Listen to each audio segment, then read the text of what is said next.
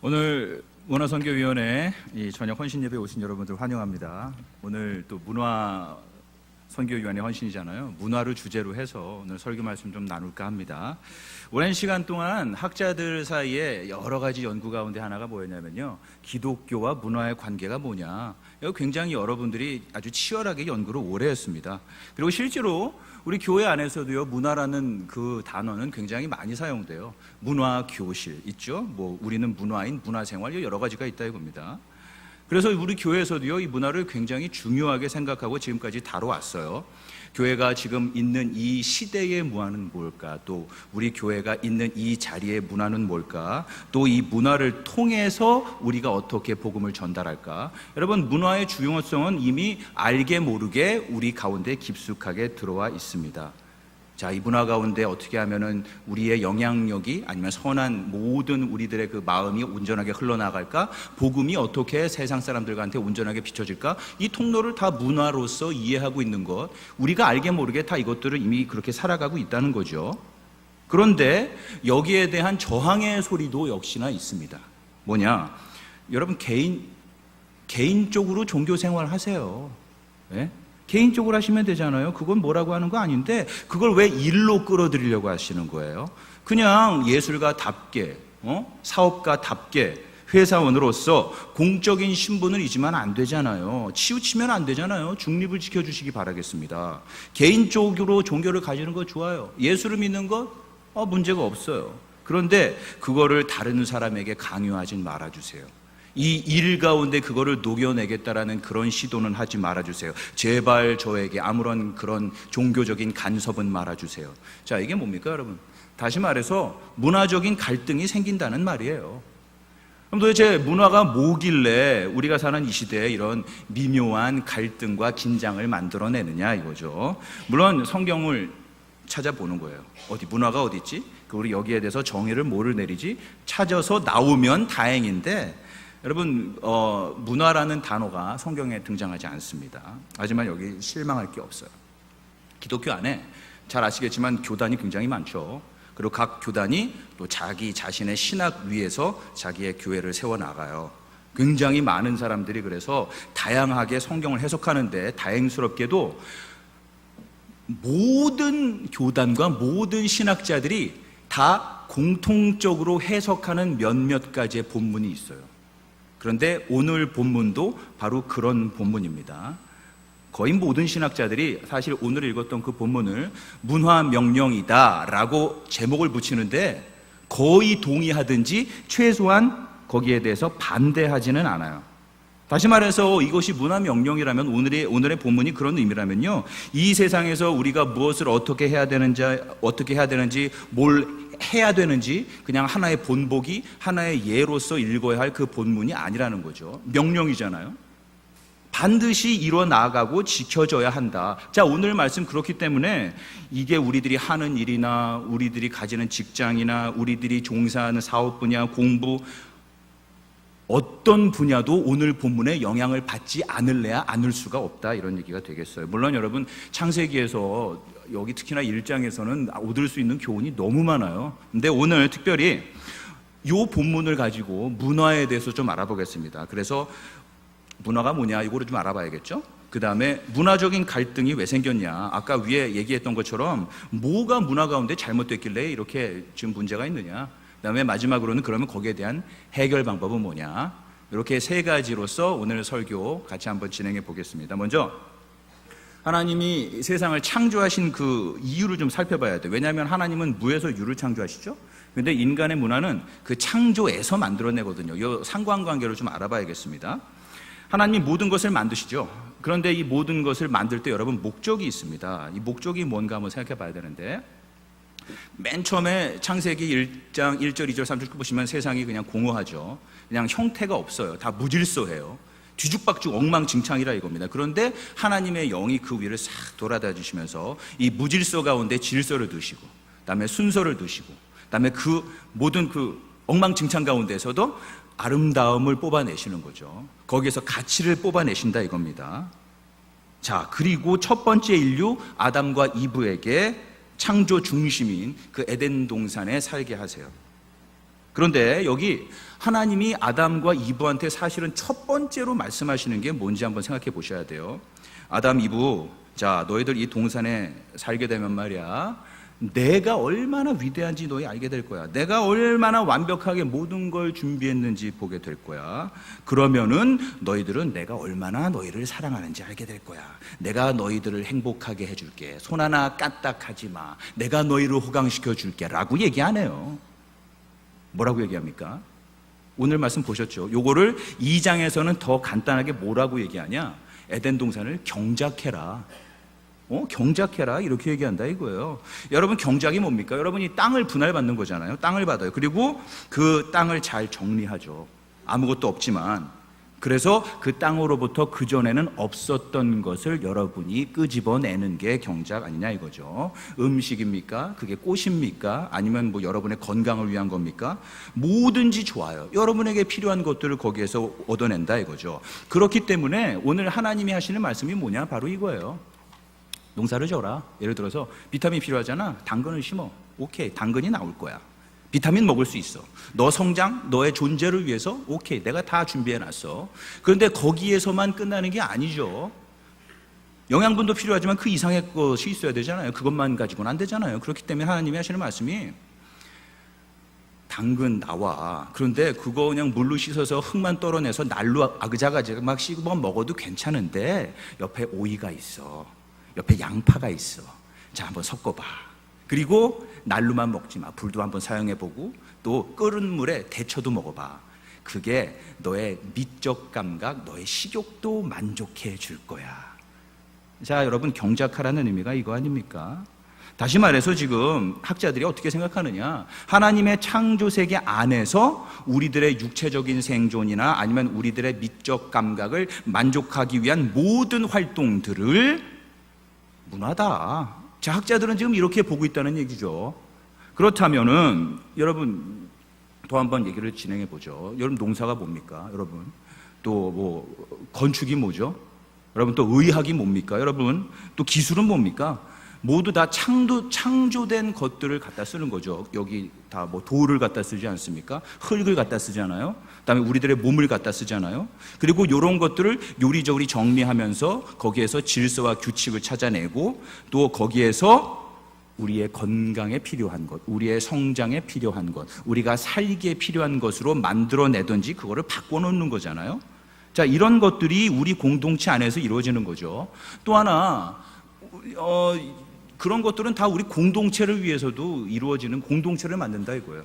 과거에 큰 강 가운데 양쪽으로 두 사람들이 갈라서 있었는데 여러분, 다리를 놓는다는 건 결국 교류가 생긴다는 거죠. 공동체가 만들어진다는 거죠. 비행기가 만들어졌잖아요. 배가 만들어졌잖아요. 우리 지구 저 건너편에 상상도 못하고 있는지 없는지도 모르는 사람들이랑 이제 친구가 되지 않습니까? 자, 여러분, 공동체가 이렇게 만들어져요. 이 물질 세계에서 다시 말해서 모든 잠재력이 있는데 이것들을 발견합니다. 그 다음에 이 잠재력을 극대화시키는 거죠. 그리고 이 인류의 풍성함을 위해서 우리 공동체를 복되게 하는 것, 자, 이게 바로 문화활동이다라고 이해할 수 있다 이거죠. 자, 그렇다면은 이 문화를 중심으로 해서 오히려 문화를 중심으로 요걸 주제로 해서 하나님의 창조, 그다음에 하나님이 누구신지를 우리가 생각해 볼 수 있는 가능성이 생겼다 이거죠. 하나님이 누구시냐? 오늘 문화를 바탕으로 해서 모든 문화를 가능케 하는 이 모든 자연세계 원재료를 우리들한테 공급해 주시는 분, 그런 원재료가 우리들한테 공급될 수 있도록 있는 여기 모든 자연을 만들어 주신 분. 자, 이렇게 얘기할 수도 있다 이거예요. 여러분 한번 생각해 보세요. 하나님이 우리 인간을 만들어서 살아가게 하실 때 서로 관계를 맺으면서 살아가게 하셨단 말이죠. 그래서 이런 관계는 결국 정치, 경제, 사회 이런 것들의 원재료로 다 사용하게 되는 것 아니냐 이겁니다. 여러분, 또 창세기를 보시면요, 에덴 동산에 있는 나무들이 보기에 좋았더라, 탐스럽더라, 아름다웠다 이거예요. 다시 말해서 하나님이 모든 조화, 균형, 또 아름다운 이야기들을 자신의 창조 세계에다 싹 집어넣으신 거죠. 그럼으로써 이 모든 것들을 예술의 원료로 사용할 수 있도록 해주셨다 이거 되겠어요. 또 하나님이 우리들에게 철학, 또 정신 분석 이런 것들의 재료를 쓸 수 있는 마음도 우리 마음속에 심어주신 것 아니겠습니까? 여러분, 그렇다면 음악은 어떻습니까? 뭐 비가 내리죠. 바람이 불죠. 뭔가를 부딪혀요. 뭔가랑 비벼져요. 자, 소리가 난단 말이죠. 또 지저귀는 새소리. 자, 이런 것들에서 아름다움을 발견하고 또 거기에 질서와 규칙을 만들고 오선을 만들어서 적당하게 어떻게 음표를 우리가 배열하면은 아름다운 멜로디가 될까? 야, 이런 모든 것들의 재료, 여러분 하나님이 주신 것 아닌가요? 여러분 우리는요 아름다움 없이는 살 수가 없습니다. 여러분 우리는 이야기가 없이는 살 수가 없어요. 우리는 밥만 먹고는 살 수가 없어요. 바로 이런 것들이 우리의 삶의 의미를 가져다 주게 됩니다. 이런 게 바로 에덴 동산을 경작하라. 자, 이런 의미가 되겠어요. 하나님의 창조에서 원재료를 가져다 쓰는 거죠. 그리고 그 안에 있는 잠재력을 발견하고 그것을 극대화시켜서 세상을 꽃 피우고 인류 공동체를 복되게 하는, 이게 바로 문화 활동이 되겠어요. 자, 그런 의미에서 본다면요, 우리가 어떤 일을 하든지 사실은 하나님과 함께 이 세상에 참여하는 개념으로도 생각할 수 있어요. 하나님이 유지 보존하시는 이 창조 세계가 있는데 이 창조 세계를 경작한다 이거잖아요. 그렇다면 우리도 사실은 하나님의 활동에 참여한다고 볼 수 있습니다. 성경에서 하나 또 찾아볼 수 있는 게 여러분 시편 제일 많이 나와 있는데 그 가운데 보시면은요, 하나님께서 이 세상에 물을 내려주시고 하나님이 이 세상에 있는 모든 것들을 붙들어 주시고 다 생존할 수 있는 모든 자원들을 공급해 주신다. 자, 이런 표현이 돼 있어요.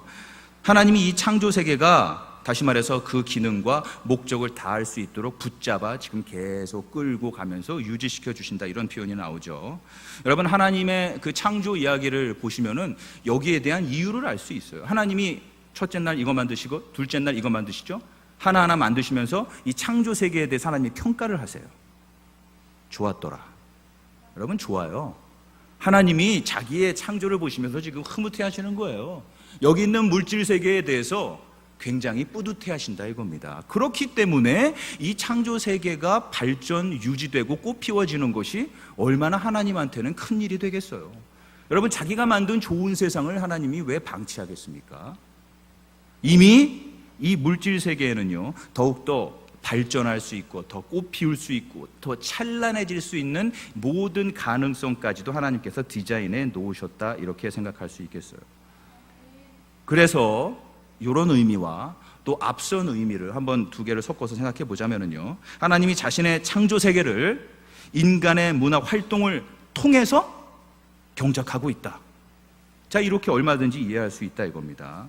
그렇기 때문에 여러분이 어딘가 투자를 해요. 여러분이 무슨 농사를 줘요. 여러분이 집을 짓는다 이겁니다. 여러분께서 과학을 발전시키고 여러분 악기를 연주하고 운동을 하는 이 모든 것들은 하나님의 일이 아닌데요 라고 얘기할 수가 없는 거예요. 교회에서 하는 일이, 목사님들이 하는 일이 하나님의 일이고 나머지들은 세상 일이죠 라고 여러분 말할 수가 없습니다. 그렇기 때문에 하나님 눈에는요 하찮은 일이라는 게 있을 수가 없죠. 모든 일이 다 귀해요. 예. 집안 청소가 뭘 별건가요 여러분? 누군가 아파트 청소 안 하잖아요. 여러분 죽어요. 위생의 문제입니다. 거기 엉망진창으로 여기 바퀴벌레 돌아다니고 쥐 돌아다니고 방치하면요 여러분 다 배탈 나는 거예요. 다 죽는 거예요. 여러분 청소하지 않으면 그러므로 여러분 밥하는 거, 빨래하는 거, 이게 다 여러분의 번영과 웰빙을 위해서 이런 것들이 다 가치가 있는 일이다. 이게 바로 여러분 경작하는 겁니다. 이게 문화적 활동이에요. 여러분의 번영과 웰빙을 위해서 이런 것들이 다 필요해요. 물론 뭐 여러분의 눈에나 저의 눈에나 이런 것들은 돈벌이가 안 된다 이렇게 생각하잖아요. 여러분 세상이 판단하기엔 그렇지 않습니까? 그러나 하나님의 눈에는 너무나 귀한 일들이에요. 하나님이 그렇게 판단하시지 않습니다. 이 모든 것이 사실은 하나님의 일이에요. 그런데 여기에 이제 하나 더 짚어봐야 할 문제가 있는데, 오늘 문화 명령이잖아요. 명령이라는 겁니다. 다시 말해서 문화는 하나님의 뜻이에요. 우리가 문화를 발전시키는 것은 하나님을 위한 것이 돼야 한다 이거죠. 그분의 바램, 또 그분의 기준, 또 그분의 가치를 따라야 한다 이거예요. 근데 하나님이 자신의 창조 세계에서 여전히 활동하시는 방법이 뭐냐? 인간의 문화 활동을 가지고 그 일들을 이루어 나가신다 이거죠. 그래서 오늘 본문에서 하나님이 인간을 자신의 모양과 형상으로 만드신 다음에 하시는 말씀이 바로 이거예요. 사실은 세상에 나가라. 그리고 세상을 다스려라. 내 형상 안에서 내 뜻에 따라서. 이게 무슨 소리냐? 하나님이 우리에게 원하시는 종류의 일이 있다, 이런 의미가 되겠습니다. 우리가 문화를 만들어 갈 때는요, 특별한 목적과 방향성을 반드시 가져야 된다. 그리고 모든 것은 하나님의 영광을 위한 것이어야 한다. 자, 이런 얘기가 되겠습니다. 여러분, 우리들이 하나님의 형상 아닙니까? 그리고 우리가 만들어내는 문화는 하나님의 영광을 반영하는 방식으로 이루어져야 되겠다. 자, 이 명령 가운데 있는 것입니다. 그렇기 때문에 여러분, 문화는 결코 중립적이지 않아요. 무슨 얘기냐면은, 문화를 우리가 어떻게 사용하는지에 따라 달렸지, 이걸 착하게 사용할 수도 있지만은 이거를 못되게 사용하면 그런 문제가 되는 거예요. 천만의 말씀이에요. 여러분, 내 마음에 있는 것이 문화 가운데에서 반영된다, 이겁니다. 나의 활동은 궁극적으로는 내가 하나님을 어떻게 생각하느냐가 그대로 반영이 되는 거예요. 그러면 여러분, 두 가지밖에 없죠. 성경에 있는 이 진짜 하나님에 대한 반영, 그분의 인정으로서 나타나는 문화 활동이든지 아니면 아니든지. 여러분, 문화는 둘 중에 하나밖에 없다, 이겁니다. 자, 그런데 아까 이 문화의 문제점이 등장했잖아요. 이게 결국에는 하나님 외에 다른 무언가를 문화 활동 가운데 추구하기 때문에 생기는 건데, 여러분 보시면 아시겠지만요, 오늘 본문 쭉 보시면은, 그 뒤로 보시면은 세상이 잘 돌아가요. 특별히 뭐 미워하는 것도 없고, 뺏는 것도 없고, 빼앗기는 것도 없고, 뭐 어디 소외된 사람도 없고, 인종 갈등도 없고, 뭐 이렇게 다 잘 돌아간다입니다. 뭐 절망도 없고 슬픔도 없죠. 그런데 우리의 지금 문화를 생각해 보면 그렇지 않잖아요. 이런 것들이 어디에나 항상 있잖아요. 자, 왜 그렇습니까? 문화 활동을 한다는 그 자체가 문제가 아니라 문화 활동이 잘못됐기 때문에 그래요. 자, 여러분, 창세기 11장에서 왜 뭐가 잘못됐는지가 사실은 나오거든요. 거기에 아시는 것처럼 사람들이 탑을 쌓죠. 바벨탑을 쌓는단 말이에요. 여러분, 건설이 나쁜 거 아니잖아요. 여러분, 과학기술 동원해가지고 높은 탑 쌓는 건 나쁜 거 아니잖아요. 여러분, 거기 높은 탑 쌓기 위해서 돈벌이하고, 그 다음에 펀드레이징하고, 이거 문제 아니잖아요. 그리고 그걸 한번 잘 해보겠다고 예술적으로 설계도 그리고, 이게 나쁜 겁니까? 자, 이런 것들에는 문제가 되지 않아요. 문화활동 자체는 문제가 되지 않는단 말이에요. 그런데 창세기 11장 4절에 이 결정적인 얘기가 나오죠. 왜 사람들이 그와 같은 문화활동을 하느냐? 우리 이름을 내자. 이게 결정타가 되겠어요. 여러분, 우리 인생을 꾸려나가는 여러 방법들이 있고, 우리가 또 돈벌이를 하는 여러 방법들이 있잖아요. 그런데 이런 일들이 공동체를 도와주지는 않고, 내 가게를 찾은 손님을 도와주지도 않고, 다른 사람들을 행복하게 하거나 잘 살게 해주는 것도 아니고, 그렇다고 이 동네를 더 좋은 곳으로 만드는 것도 아니고, 그럼 다 뭐냐? 다 나를 위한 거다. 자, 이렇게 얘기가 되는 거죠, 여러분. 여러분, 우리가 하는 일은 너무나 중요합니다. 이건 굉장히 중요한 문제예요. 하나님도 여러분 잘 아시겠지만 일하는 하나님이에요. 하나님이 이 세상을 만드실 때 어떻게 만드셨습니까? 물론 말씀으로써 뭐 모든 것들 깨끗하게 정리하고 또 순서와 질서와 아름다움을 끄집어내셨지만, 창세기에서 더 인간을 만들 때 이 하나님이 어떻게 움직이셨는가 나와요. 여러분, 하나님이, 삼위일체 하나님이 본인들끼리 머리를 맞대고 회의를 해요. 원탁에 모여가지고 밤샘 회의를 합니다. 그 다음에 어떻게 하시냐? 진흙을 만드시죠. 흙에다가 물을 부어요. 그 다음에 그 진흙을 빚어요. 여러분, 손끝에 이 때가 껴있는 하나님, 우리를 만들면서 노동하시는 하나님, 여러분 상상하실 수 있겠습니까? 여러분, 이게 하나님이에요. 일하시는 하나님이란 말이에요. 이 일이 너무 중요하죠. 그렇기 때문에 우리가 그분의 형상 따라서 지음받았다면은 우리 인생이, 아니면 나의 인격이, 아니면 나의 자아가 형성되는데, 일이라는 것은 너무나도 중대한 역할을 한다, 이겁니다. 지금 문제가 되는 것은 내 이름을 위해서 뭔가 하기 시작했다는 거예요. 하나님의 영광 이외에 다른 목적을 가진 문화활동, 이게 문제라 이겁니다. 아까 말씀드렸지만요. 그래서 문화는요, 중립적일 수가 없어요. 문화 자체가 하얀 백지가 아니란 말입니다. 무언가를 반영하고 있어요. 하나님을 반영하던가, 하나님의 영광을 향하던가, 나를 반영하던가. 자, 이게 문제가 된다 이겁니다. 그러면은, 자, 우리 시대의 문화를 한번 생각해 보겠습니다. 여러분 어떻습니까? 물론 제가 이렇게 얘기하면은, 야, 너무 단편적으로 얘기하시네요. 너무 극단적으로 얘기하시네요. 뭐 이렇게 반문하시는 분이 있을 수도 있겠지만, 누구나 다 알게 모르게, 아니지, 알게 모르게가 아니라 공감하시는 부분이 있을 거예요. 우리 시대의 문화는 굉장히 해롭죠. 파괴적이란 말입니다. 창세기의 말씀에 따르면 그 왜 그러냐? 내 이름이죠, 결국. 내 이름 때문이에요. 여러분이 만일 내가 이 학교에 들어가면 내 이름을 알아주겠지, 내가 이 사람이랑 결혼하면 내 이름이 올라가겠지, 내가 이 직업만 가지면 내 이름이 올라갈 거야, 여러분이 만약에 이런 일들을 보시는 순간이 있다, 혹은 여러분의 마음 가운데 이런 생각이 떠오르는 것을 느꼈다, 그럼 여러분 그게 어떤 순간인 줄 아세요?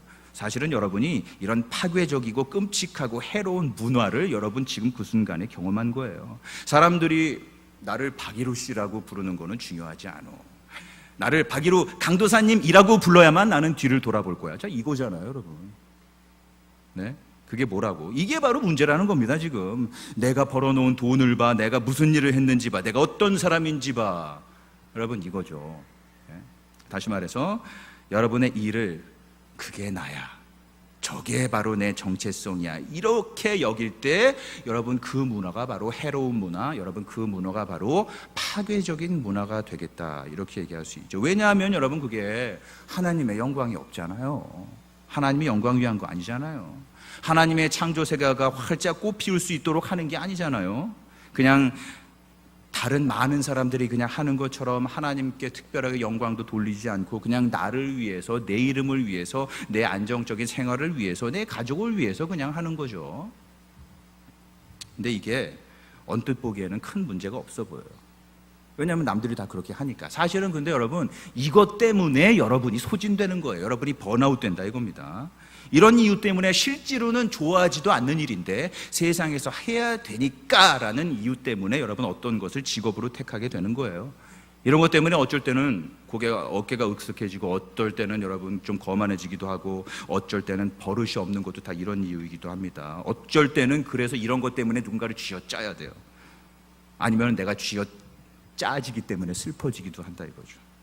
여러분이 이런 것들 때문에 이리저리 휘둘리는 경우도 있습니다. 내몰린다 이거예요. 이것 때문에 사람들 사이에 갈등도 생기고 내 마음 안에서도 갈등도 생겨요. 여러분 어느샌가 이런 일이, 사실은 내가 이 세상 가운데 한 자리를 차지하기 위해서 내가 돈을 벌어야 돼, 혹은 내가 이 세상에서 돈을 벌기 위해서 일해야 돼, 이런 생각들이 너무 깊숙하게 뿌리 박혀가지고 이거를 다시 한번 우리가 엎어낼 수 있을까? 이거 뒤집을 수 있을까? 여러분 이게 너무 어려워 보이는 그런 세상이라 이겁니다. 사람들이 이제는요, 아파서 신음하고 고생하는 사람들을 위해서 의사가 되지 않아요. 내 이름을 위해서, 내 가족을 위해서 의사가 돼요. 여러분 이제 사람들은요, 정의에 불타기 때문에 그래서 변호사가 되지 않아요. 내 이름을 위해서, 내 가족을 위해서 여러분 이래서 변호사가 되는 겁니다. 아니면 이런 경우도 가능하죠. 자신에 대해서 스스로 너무 실망스럽게 여기는 거예요. 왜 실망스럽냐? 스스로 자책해. 왜냐하면 지금 내가 원하는 일을 가지지 못했기 때문에. 그래서 나는 실패자죠. 왜냐하면 또 자신을 자책하죠. 왜냐하면 내가 그 일을 못 해냈기 때문에. 무능력자죠. 그래서 내가 싫어요. 내가 그 일을 못했어? 내가 그 일을 못 가졌어? 그럼 난 뭐지? 자, 이 경우에 다 뭡니까 결국에는? 이것도 역시 이 일을 통해서 나를 증명해내겠다. 자, 이거 이상 아니지 않습니까? 이 세상에서 무엇을 하든지 여러분 이런 경우에는 다 하나님께 영광 돌리는 게 없어요. 지금 무슨 일을 하든지 내가 이런 걸 하는 사람이야, 아니면 나는 이런 것을 할 수 없는 사람이야, 둘 중에 하나만 있는 거죠. 이 일을 내가 하니까 나는 괜찮은 사람, 이 일을 내가 가지지 못했으니까 나는 문제 있는 실패자. 모두 다 이 일을 통해서 자신을 증명하는 경우만 있을 뿐이지 내가 창조세계, 하나님의 창조세계에 참여하겠다 이런 생각 조금도 없습니다. 자, 성경에 따르면 이게 오늘날 인간 문화 가운데 있는 문제점이에요. 일이 궁극적인 것이 되어버렸다는 것이죠. 모든 것의 초점이 다 일에 맞춰 있다는 겁니다. 모든 것의 바탕이 일이고 모든 것의 목적이 일이에요. 내가 할 수 있는 것을 봐, 내가 누구인지 봐, 내가 해내는 것을 봐, 내가 이처럼 문화적인 사람이야. 자, 이게 여러분 우리 문화 가운데의 문제가 되겠습니다. 그렇기 때문에 우리가 만일 일과는 상관없이, 정말 일과는 상관없이 내가 특별한 사람이라는 걸 느낄 수가 없다. 일과는 상관이 없이 내가 사랑받는 존재라는 것을 알 수가 없다. 이 일을 통해서 수익을 만들어야 돼, 돈을 벌어야 돼, 어떤 지위를 얻어내는 것, 그 훨씬 이상의 뭔가 확실함을 내가 경험할 수 없다면, 그렇지 못하다면 여러분이 여러분의 일을 새롭게 할 수 있는, 또 하나님의 문화 명령을 수행할 수 있는 여러분 그런 동력이 없는 거예요. 그런 자원이 없습니다. 여러분 어디에서 그런 추진력을 얻게 되는 겁니까?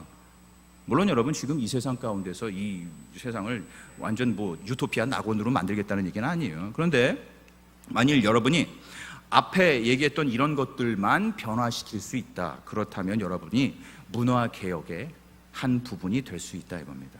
여러분, 인력을 여러분 관리하잖아요. 사람들 관리하잖아요. 그다음에 돈 관리하잖아요. 이 모든 방법에 대해서 한번 생각을 해보시죠. 여러분, 왜 그렇게 돈에 대해서 매달려야 됩니까? 왜냐하면 우리 마음속에 나는 누구지? 여기에 대한 확신이 없기 때문에 내가 스스로 어떤 사람인지 확인하기 위해서 나는 저 동네에 살 필요가 있어.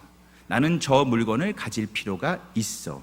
자, 여러분, 이거를 여러분의 손에 쥐기 위해서 그렇게 돈을 열심히 벌려고 하는 건가? 여러분이 이름을 내기 위해서 일한다는 거예요. 이것은 원재료를 개발하는 것도 아니고 발전시키는 것도 아니고 실제로 내가 누군가를 도와주는 그 사람을 도와주는 것도 아니에요. 물론 이건 하나님을 위한 것도 아닙니다. 전부 나에 대한 것이죠. 여러분, 돈에 매달리는 것은 그 돈이 곧 나니까 그래요. 그래서 스스로 자신을 안심시키는 방법이 된다는 겁니다. 하지만 여러분, 돈보다는 돈이 하나님이 되면 안 되잖아요. 하나님이 하나님 돼야 되는 것 아닙니까? 하나님이 나의 안심, 나의 안정감, 또 나의 아름다움, 하나님이 이런 자세가, 이런 존재가 되어준다면은 여러분, 돈은 돈이죠. 돈에서 자유로워요. 여러분이 돈을 움켜쥐고 누릴 수도 있지만 돈을 놔야 할 때는 여러분 얼마든지 베풀고 흘려보낼 수 있는 사람이 된다 이겁니다. 그래서 여러분, 일이 그냥 일이지 여러분의 정체성은 아니에요. 여러분이 일을 떠나서 나는 누군가, 여기에 대한 깊은 안식을 얻을 수만 있다면 바로 이게 여러분 정의를 불러일으키고 이게 우리 인류를 풍요롭게 하는 그런 원동력을, 그런 자원을 여러분이 가질 수 있게 됐다. 자, 이런 의미가 되겠어요. 여러분, 이 문화의 중심은 완전히 망가져 있습니다. 하지만 여러분이 이 문화를 되살리는, 여러분 119 구급대원이 되어서 살리는 방법이 뭐냐? 앞에 말씀드린 이런 방식으로 가능하다. 자, 이렇게 말씀드릴 게 있어요. 그렇다면 여러분, 오케이, 나도 그럼 문화를 개혁해야 되지 않느냐? 문화명령 받았으니 해내야 되지 않느냐? 그럼 그런 것들을 어떻게 얻느냐는 거죠. 그런 깊은 안식을, 일과 돈과는 상관없는 나에 대한 깊은 만족과 안식을 어디서 얻느냐. 자, 이게 필요한 거 아니었어요? 여기 히브리서에 대단한 얘기가 나와 있습니다. 여러분, 히브리서 4장 1절 보시면 이렇게 돼 있어요. 그의 안식에, 그러니까 예수 그리스도의 안식에 들어가야 할 약속이 우리에게 남아있다, 이렇게 돼 있어요. 그 다음 히브리서 4장 그 뒷절을 보시면은 한번 볼까요? 히브리서 4장 9절과 10절을 제가 읽어드릴 테니까 잘 들어주시기 바랍니다. 그런즉 안식할 때가 하나님의 백성에게 남았도다. 우리 크리스찬들에게 있습니다. 이미 그의 안식에 들어간 자는 하나님이 자신의 일을 쉼과 같이 그도 자기의 일을 쉬느니라. 아멘. 여러분, 지금 히브리서에서 하는 얘기가 뭐냐? 예수 그리스도의 복음이 최종적인 안식이다. 자, 여러분, 이렇게 얘기하고 있어요. 예수가 다시 말해서 내가 일을 통해서 뭔가를 해야 되고 일 때문에 내가 초라해지는 이 모든 것들을 처리하고 다룰 수 있는 그런 깊은 안식을 우리에게 주셨다. 지금 히브리서에서 이 얘기를 하고 있다 이겁니다. 여러분, 그게 뭡니까? 십자가에서 예수님이 하신 말씀을 한번 생각해 보도록 하죠. 뭐라고 하셨죠? 다 이루었노라, 다 성취했노라, 내가 다 마무리 지었노라. 여러분, 예수님이 뭘 마무리 주셨나요? 진짜 중요한, 꼭 해내야 할 한 가지 일이 있었죠. 여러분, 죄값을 치르는 일이었습니다. 여러분, 하나님의 율법을 완성하는 일이었어요. 왜 예수가 십자가에서 여러분 가시관을 써야 됐습니까? 왜 여러분 예수가 십자가에서 그렇게 박살이 나야 됐습니까? 예수가 여러분의 죄값을 십자가에서 치르고 있는 거 아닙니까? 왜죠? 그래야 여러분이 예수 그리스도를 믿을 때 안식을 얻을 수 있으니까요, 여러분. 그러므로 크리스찬은 누구냐? 그저 예수님, 저는 당신이 있는 것 알죠. 살았던 것 아닙니까? 이 정도로 얘기하는 사람들이 크리스찬이 아닙니다. 여러분, 크리스찬은 누구냐? 그분의 공로에 완전하게 안식하면서 이런 얘기를 할 수 있는 분이에요. 예수님이 하신 모든 일 때문에 아버지, 저를 용서해 주세요. 예수님이 하신 모든 일 때문에 아버지, 저를 받아주세요. 저를 사랑해 주세요. 여러분, 예수 공로로서 이런 말을 할 수 있는 사람, 그 가운데 깊은 영혼의 안식을 가진 바로 그 사람이 크리스찬이라 이겁니다. 여러분이 진짜 예수 안에서 안식할 때 조금 전에 읽었던 그런 히브리서와 같이 여러분 인생 가운데 진짜 안식을 이루어낼 수 있다 이겁니다. 오직 이런 안식이 있으면 여러분이 어떤 얘기를 할 수 있느냐? 오늘 밤에 만일 내가 죽는다고 하더라도 나는 이미 내 인생에 이뤄내야 할 모든 일을 이뤄내서, 왜냐하면 내가 예수 안에서 안식을 얻었으니까, 왜냐하면 내가 예수를 통해서 하나님이 나를 기뻐하는 걸 알고 있으니까, 하나님이 나를 사랑해, 하나님이 나를 기뻐해. 나는 이 일을 통해서 구원을 얻지 않아도 돼. 왜냐하면 예수가 내가 해야 할 일을 대신 다 이루어 주셨으니까. 여러분, 이거를 얘기할 수 있다 이거예요. 여러분의 자신을 증명해야만 하는 이 문화 가운데서 여러분 그 무거운 짐을 어떻게 벗어버릴 수 있느냐? 예수를 바라보시기 바랍니다. 자, 그렇다면은 이제 문화 명령이라는 게 우리한테 가능해지는 거예요. 여러분 동력을 얻었어요. 여러분 여기에 모든 자원이 생겼다 이거죠. 문화 명령을 어떻게 따라가는 힘과 지혜 다 나오는 건데, 여러분 이 문화 명령이잖아요. 하나님이 선한 세상 가운데 우리한테 명령을 주셨죠. 문화는 창조라는 하나님의 선이 앞섰기 때문에 문화가 있는 건데, 안타깝게도 인간이 죄를 짓는단 말이에요. 그런데 이 죄가 하나님의 문화 명령을 꺾지 못해요. 노아의 홍수 때 온 세상이 악했고 사람들의 생각도 다 악하니까 사람만 걷어낸 게 아니란 말이에요. 물이 다 쓸어내죠. 문화도 쓸어내요, 여러분. 그리고 살아남은 노아 가족에게 사실은 오늘 읽었던 그 본문을 다시 한번 얘기하십니다. 여러분, 문화 명령이 취소되지 않아요. 하나님의 명령은 우리의 죄 때문에 꺾이지 않습니다. 자, 그리고 이 예수 하나님의 문화 명령이 다시 한번 우리 신약 가운데에서도 등장해요.